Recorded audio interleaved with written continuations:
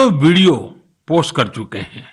उनका ये प्रयास कई कारणों से सबसे अलग है, खासकर इसलिए कि इससे शहरों में रहने वाले लोगों को वो जीवन शैली देखने का अवसर मिलता है जिसके बारे में वे बहुत कुछ नहीं जानते। इसाक मुंडा जी कल्चर और कुजिन दोनों को बराबर मिला करके सेलिब्रेट कर रहे हैं और हम सबको प्रेरणा भी दे रहे हैं। साथियों, जब हम टेक्नोलॉजी की चर्चा कर रहे हैं तो मैं एक और इंटरेस्टिंग विषय की चर्चा करना चाहता हूं। आपने हाल फिलहाल में पढ़ा होगा, देखा होगा कि आईआईटी मद्रास के एलुमनी द्वारा स्थापित एक स्टार्टअप ने एक 3D प्रिंटेड हाउस बनाया है। 3D प्रिंटिंग करके घर का निर्माण, आखिर ये हुआ कैसे? दरअसल इस स्टार्टअप ने सबसे पहले 3D प्रिंटर में एक 3 डायमेंशनल डिजाइन को फीड किया और फिर एक विशेष प्रकार के कंक्रीट के माध्यम से लेयर बाय लेयर एक 3D स्ट्रक्चर फैब्रिकेट कर दिया। आपको यह जानकर खुशी होगी कि देश भर में इस प्रकार के कई प्रयोग हो रहे हैं। एक समय था जब छोटे छोटे कंस्ट्रक्शन के काम में भी वर्षों लग जाते थे, लेकिन आज टेक्नोलॉजी की वजह से भारत में स्थिति बदल रही है।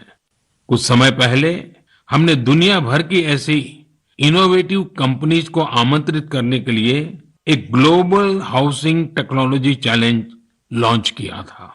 ये देश में अपनी तरह का, अलग तरह का अनोखा प्रयास है, इसलिए हमने इन्हें लाइट हाउस प्रोजेक्ट्स का नाम दिया।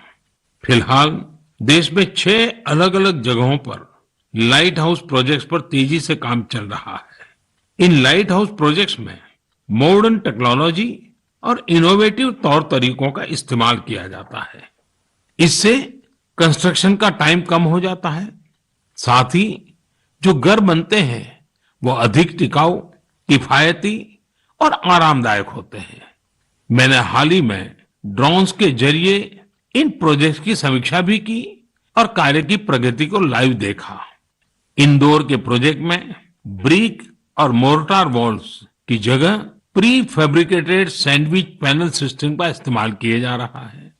राजकोट में लाइट हाउस फ्रेंच टेक्नोलॉजी से बनाए जा रहे हैं, जिनमें टनल के जरिए मोनोलिथिक कंक्रीट कंस्ट्रक्शन टेक्नोलॉजी का इस्तेमाल हो रहा है। इस टेक्नोलॉजी से बने घर आपदाओं का सामना करने में कहीं अधिक सक्षम होंगे। चेन्नई में अमेरिका और फिनलैंड की technologies precast concrete system का उपयोग किया जा रहा है। इससे मकान जल्दी भी बनेंगे और लागत भी कम आएगी। रांची में जर्मनी के 3D कंस्ट्रक्शन सिस्टम का प्रयोग करके घर बनाए जाएंगे। इसमें हर कमरे को अलग से बनाया जाएगा, फिर पूरे स्ट्रक्चर को उसी तरह जोड़ा जाएगा जैसे ब्लॉक टॉयज को जोड़ा जाता है। अगरतला में न्यूजीलैंड की टेक्नोलॉजी का उपयोग कर स्टील फ्रेम के साथ मकान बनाए जा रहे हैं जो बड़े भूकंप को झेल सकते हैं।